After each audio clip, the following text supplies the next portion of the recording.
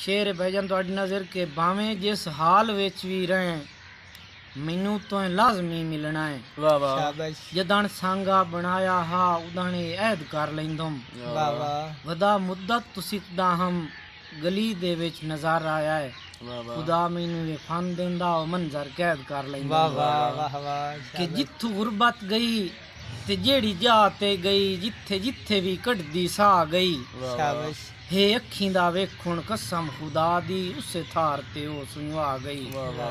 और बंदे अजमल इस दे ना तू ही डर देन एदी जिथू ताई अपेड़ हवा गई। शाबाश हाय हाय दा शोर बुलंद होंदा है इथू निकलो गुरबत आ गई। वाह वाह कि अल्लाह पाक ना देने दुख तकलीफां ना कत्तन मुसीबतां जालन। शाबाश सुख जिन्हां नू पेन पेन देंदा वतियां मैं जदन दे होश संभालेन। और टेका बन्नेन या देवेन के आखां ओ जो अपनियां मर्जियां आलेन। शाला पच पवेन अजमल जैंदियां राह ते मैं खून दे डीवे बालेन। मेहरबानी।